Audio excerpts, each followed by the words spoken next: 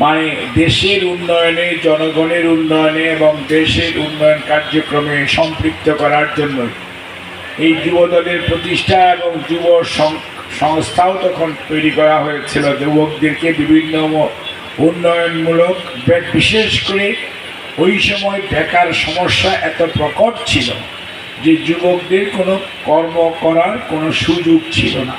আজকে যেরকম বাংলাদেশটা দেখতেছেন, আজকের থেকে 50 বছর আগে, আপনার কি বলে বা 47 বছর আগে দেশের অবস্থাটি এরকম ছিল না।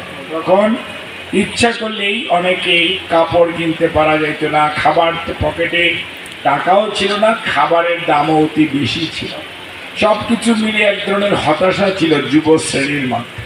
এবং যুবকরা যদি হতাশাগ্রস্ত হয়, তার অর্থ হচ্ছে যে আগামী প্রজন্ম যারা আগামীতে দেশ পরিচালনা করবে বা সামাজিকভাবে দায়িত্ব পালন করবে, সেই লোকগুলোকে যদি আপনি সঠিকভাবে গড়ে তুলতে না পারেন তাহলে তো হবে না। তো সেই জন্য শহীদ জিয়া ওই সময় যুবদল যেমন প্রতিষ্ঠা করেছিলেন, যুব সংস্থা করে বিভিন্ন ধরনের ট্রেনিং, আপনার যে যুব বিষয়ক মন্ত্রণালয় এবং যুবকদের বিভিন্ন প্রশিক্ষণের ব্যবস্থা করে তাদের সেলফ এমপ্লয়মেন্ট অর্থাৎ তাদের কর্মসংস্থানের সুযোগ সৃষ্টি করা, এগুলো কিন্তু শহীদ জিয়ার করা। এবং এগুলো ওই সময়ই শহীদ জিয়াউর রহমান স্যারের আমলেই তখন হয়েছিল। ইভেন যুব এবং ক্রীড়া, ওইটা তখন কিন্তু ওই সময় this is innovation of late president Ziaur Rahman, মানে ওনার আমলে এটি উনি করেছেন।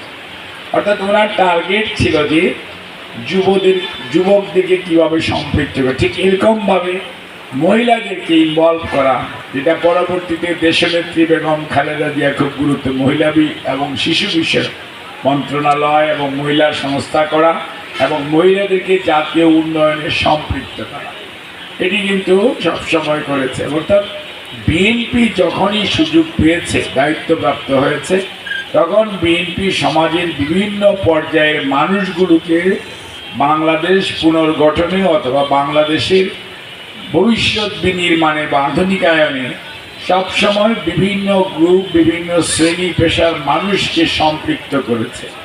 এবং এইভাবেই বিএনপি সমাজের সকল অংশে অংশগ্রহণের মাধ্যমেই কীভাবে একটি সমাজ, একটি রাষ্ট্র ব্যবস্থাকে সুন্দর করা যায় সেই লক্ষ্যে চেষ্টা করেছে।